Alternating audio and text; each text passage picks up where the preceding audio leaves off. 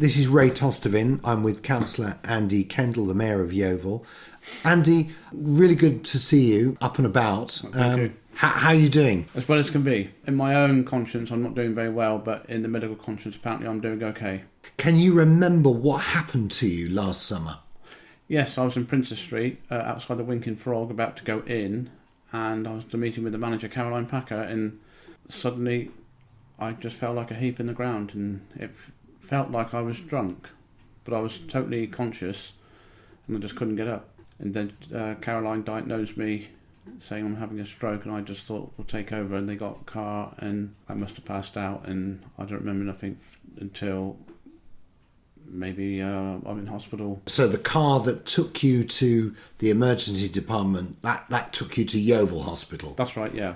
And you weren't aware that that's where you'd gone at that point? No. Everybody was being told, but I didn't know where I was or what was going on. And reading back through the lines now, I suffered a cerebellar stroke, which is, as far as I can know, they sent me to Southmead after a week. And either they performed their operations at Yeovil or Southmead, but they bored in the back of the head. At that point, though, you'd had no indication that you were unwell prior to collapsing? I was up that morning, swam my normal mile.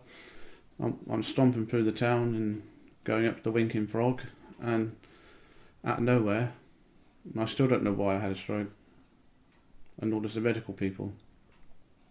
I sort of remember being in hospital in Yeovil. You are aware that there's been a consultation for many months now for the future of the emergency stroke services in Yeovil. The key plan is to close the hyperacute stroke unit, which, as you can imagine, for many people has brought great alarm. How did you hear about that proposal? I'm aware of it because I'm on the Unitary Council and the Town Council. However, I didn't know the real severity of it. Going back to what I was explaining just now, if I had to be taken across the county, I've obviously had to be transferred to some sort of ambulance, and I don't even know if we sat here now. I really don't know. Because the plan is to potentially just have one hyperacute stroke unit based in Taunton.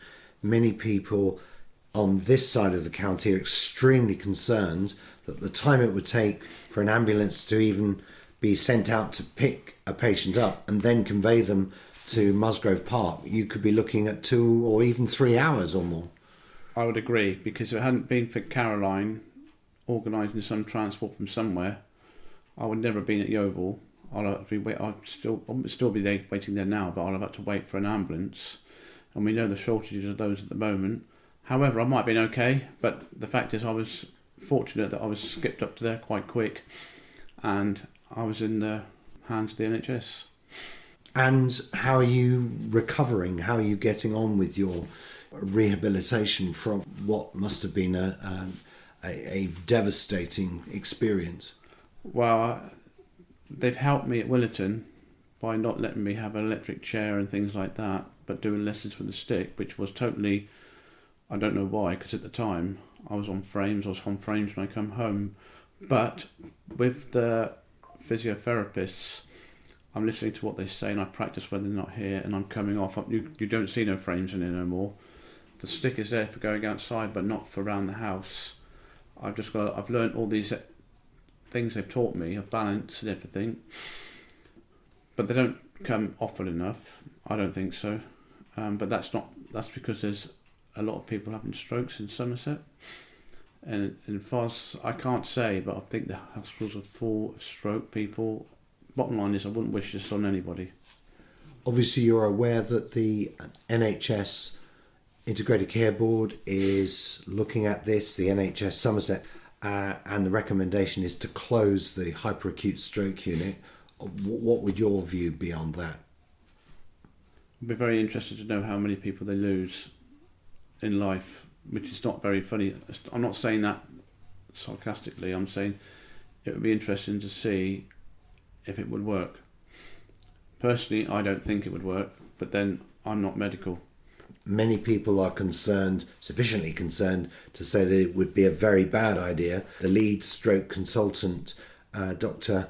Khalid Rashid, has said that he thought it would have a catastrophic effect on the community and would end up costing more to the health and social care system. Look at the stroke patients. Please look at the stroke patients and look and diagnose from what you see and go from there. Don't look at the pounds, shillings and pence, because that shouldn't come into it. How optimistic are you of making a full recovery? I want to. If you tell me now what more I can do, I will. But I can't emphasise enough how much I want to be normal.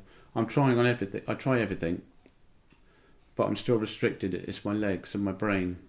I've heard it say, because I served in the army, I'm a better patient because when I'm told to do something, I either do it there and then, or I practiced until I can do it. What's the prognosis for you now?